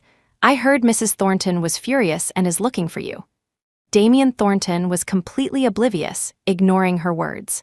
"When I get better, shall we go on a trip? Where do you want to go?" His eyes sparkled, as if he were genuinely just looking forward to an outing with Willow Hawthorne. Willow Hawthorne's face remained cold. "Take care of yourself. I'm being discharged." At this time, there was still half a month until the trial. Roxanne, carrying large and small bags, followed Willow Hawthorne home. The news was reporting the recent dramatic changes in the Thornton family, saying that the Veridian Group headquarters was furious and had disowned this branch. Now, the Thornton family had truly become a joke. And unfortunately, one of the mainstays was paralyzed, while the other had absolutely no inclination to manage the company. The Thornton family collapsed. Eleanor Thornton watched helplessly as they fell from the summit. In a fit of anger, she experienced a final burst of energy, cursed wildly, beating her chest and stamping her feet, and passed away that night. Although the Thornton family had collapsed, those who had connections still showed their respect by attending the funeral. Willow Hawthorne was among them, but while others mourned and sighed, for her, it was a grand celebration. Damien Thornton was originally receiving guests. Seeing Willow Hawthorne, his eyes lit up. He handed over the proceedings to other relatives and quickly walked towards her. His legs were still not agile, and he stumbled, yet he was eager. "Willow, you're here." Willow Hawthorne nodded in response. A voice sounded from behind. "Chief Thornton?" Serena Sterling appeared at the venue, arm in arm with Victor Smith. Chapter 24. Upon seeing Willow Hawthorne, Serena Sterling's expression changed slightly. "Willow, you're here too." She eagerly wanted to say something, but there were still formalities to attend to over there. She hurriedly said, "Wait for me, I have something to tell you." With that, she quickly walked towards the registration table. A tall figure followed her. Willow Hawthorne froze for a moment. Was that Leo Sterling just now? She looked in their direction. Although he looked somewhat unfamiliar in formal attire, she still recognized him. What was he doing here? Damien Thornton, seeing Willow Hawthorne staring unblinkingly in Serena Sterling's direction, thought she was still bothered and quickly said, "Serena and I are just friends now." After that fight, he had sorted everything out. Willow Hawthorne didn't care much for this explanation and nodded casually. After completing the formalities, Serena Sterling immediately came to find Willow Hawthorne. Her first words were an apology. "I didn't know you had such a big misunderstanding back then." "I'm sorry." No matter the misunderstanding, it was all in the past. Willow Hawthorne waved her hand. "It's fine, it's not important." Everyone attending the funeral knew each other, and moreover, Serena Sterling's husband was a renowned foreign tycoon. Many people wanted to take the opportunity to curry favor. Serena Sterling was quickly led away to socialize after exchanging just a few words. Only the young man, who had been very silent since earlier, remained. "Leo Sterling, aren't you going to explain?" Noticing Leo Sterling's hesitation, Willow Hawthorne broke the silence. Only then did Leo Sterling look up, somewhat embarrassed. I was just worried about you." "Don't worry, I've left the Twilight Bar in reliable hands." "You didn't come back for so long, and Roxy was being vague. I really couldn't think of any other legitimate reason, so I took this opportunity to come with my cousin." So he was Serena Sterling's cousin. His intentions were good. Willow Hawthorne couldn't blame him. She nodded to show she understood. Seeing Willow Hawthorne didn't look displeased, Leo Sterling gained some confidence and asked further, "Then, shall we have dinner together later?" "Let's invite Roxy." Willow Hawthorne readily agreed. "All right." They hadn't chatted for long before Damien Thornton seized another opportunity to approach. He happened to hear Leo Sterling telling Willow Hawthorne amusing anecdotes about the Twilight Bar, and his face darkened. "Are you two very close?" he interjected coldly. Willow Hawthorne looked at him speechlessly. "It's none of your business." Leo Sterling more or less knew about their entanglement and was already dissatisfied with Damien Thornton. Now, seeing Damien speak like this, he stood his ground, protecting Willow. "I'm talking to Sis Willow, what's it to you?" Using Sis Willow as a direct address might sound a bit off in general English, but for a younger, adoring character like Leo, it could work to show his protective and familiar stance, contrasting with Damien. Or just Willow. Damien Thornton looked at Leo Sterling, recognizing him. "You're Serena's good-for-nothing cousin, aren't you? Skipped school to go gallivanting?" The two were at loggerheads. Leo Sterling bit his lip and retorted sarcastically, "That's still better than you leech. First, you clung to my cousin, now you're clinging to Sis Willow. Can't you walk without clinging to someone? My cousin said so many times she loves her husband, why can't you hear a single word? Now Sis Willow says it's none of your business, you can't hear that either." It was clear he harbored great resentment towards Damien Thornton as he rattled off a tirade. Damien Thornton was speechless. Willow Hawthorne also picked up on something else from his words. It sounded as if Damien Thornton's feelings for Serena Sterling were also unrequited. How did this person manage to fail at everything? Thinking about Damien Thornton's actions, she could understand. After all, someone who never considered others would never receive genuine affection. After the memorial service, Willow Hawthorne had dinner with Leo Sterling and Roxanne. As it happened, Damien Thornton just naturally sat at the next table. Roxanne frowned. What on earth does he want? Willow Hawthorne kept her eyes straight ahead. Don't mind him. Anyway, after the trial, I won't be coming back here. There was nothing worth remembering here. Chapter 25, of the original 3 defendants, only Damien Thornton remained. The lawyer also breathed a slight sigh of relief.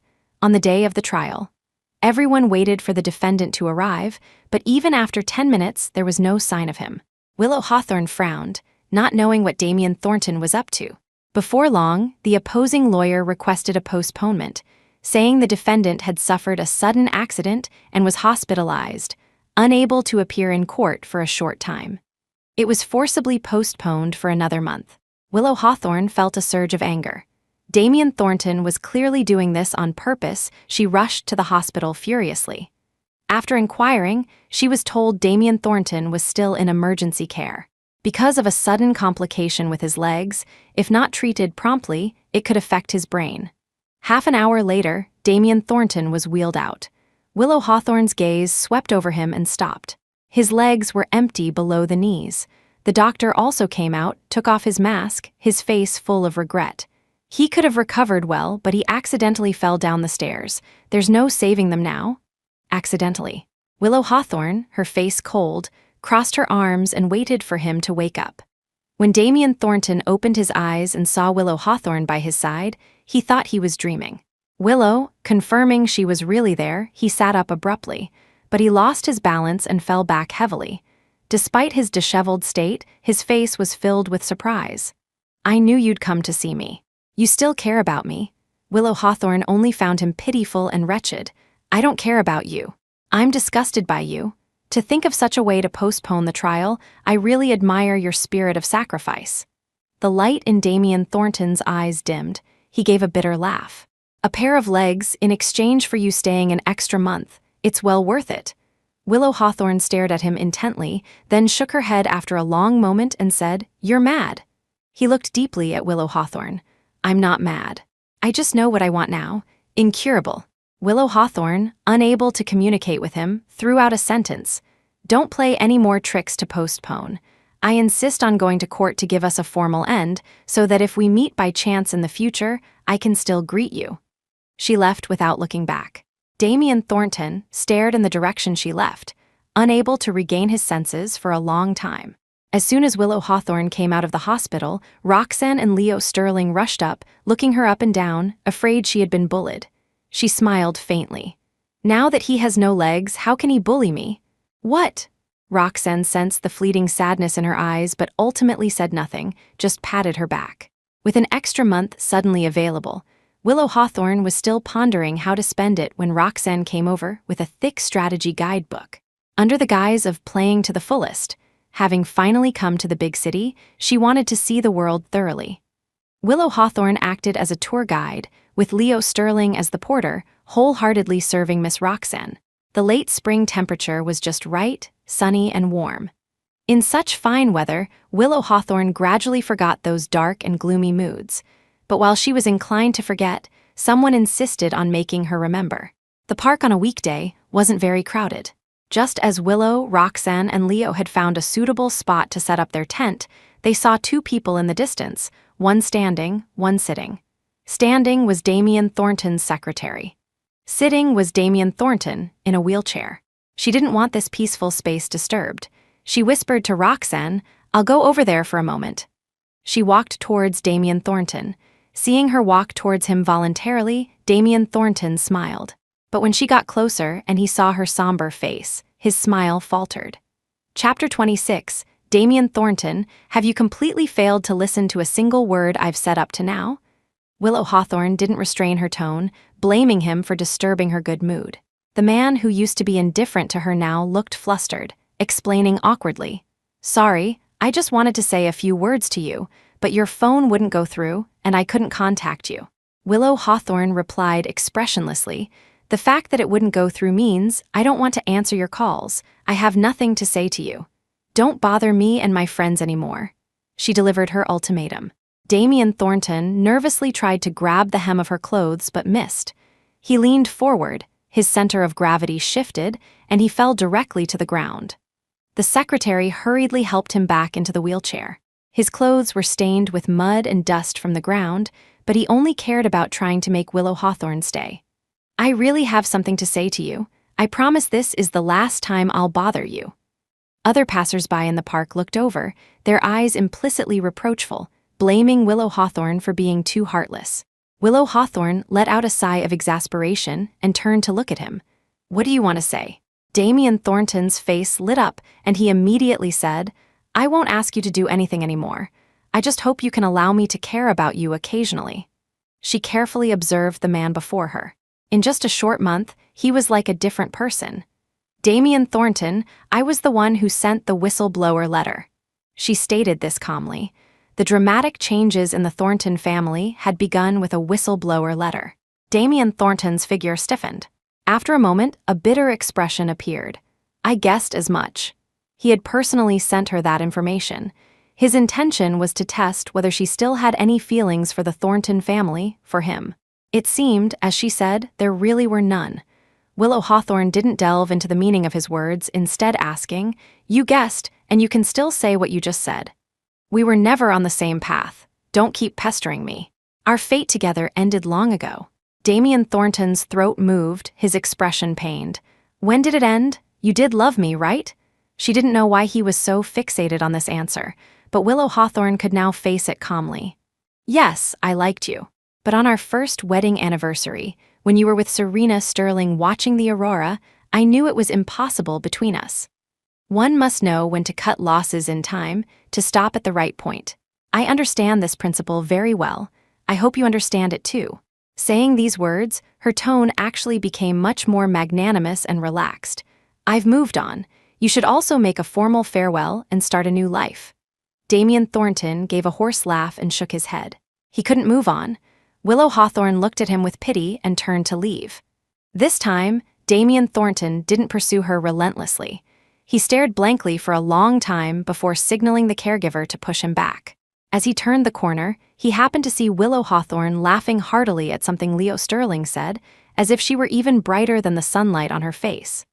Such a smile she had shown him before, when he had accidentally smeared shaving foam on his face, and the more he tried to wipe it, the more it spread.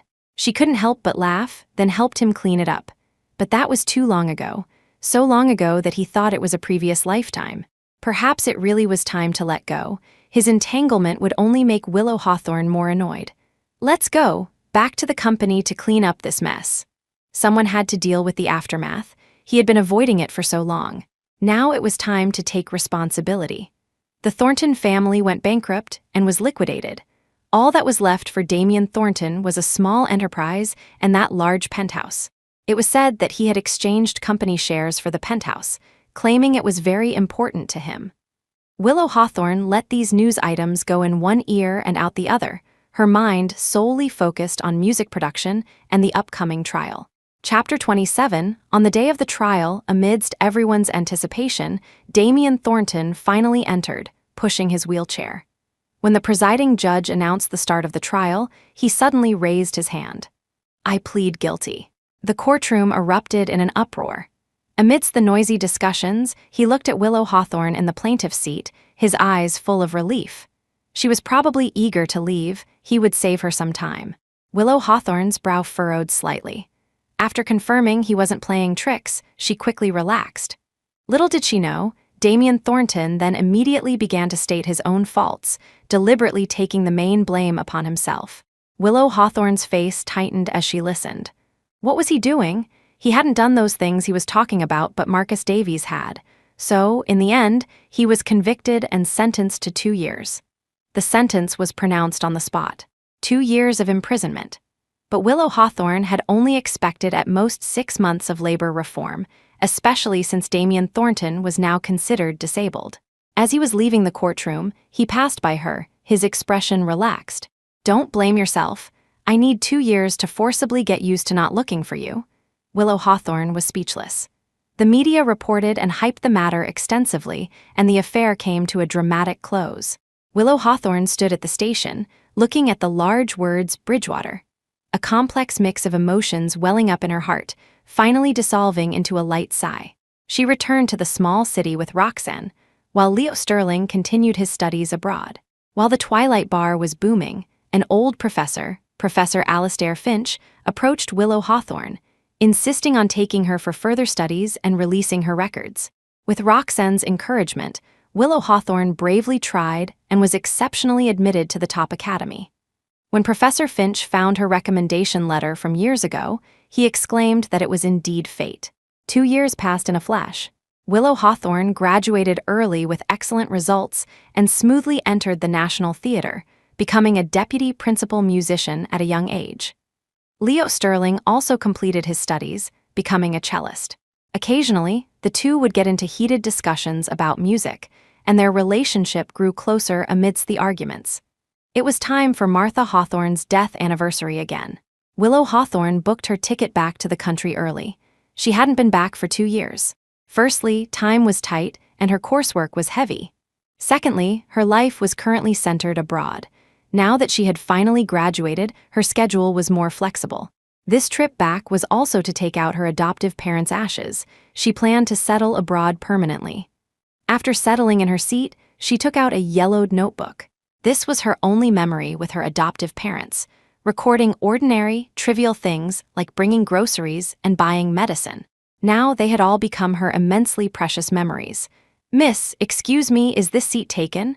Willow Hawthorne looked up and saw Leo Sterling, her lips curving. "You're going back too?" Leo Sterling sat down familiarly. "Yes, I was just worried someone might be lonely on the way." His eyes flickered, concealing his true purpose. The plane landed.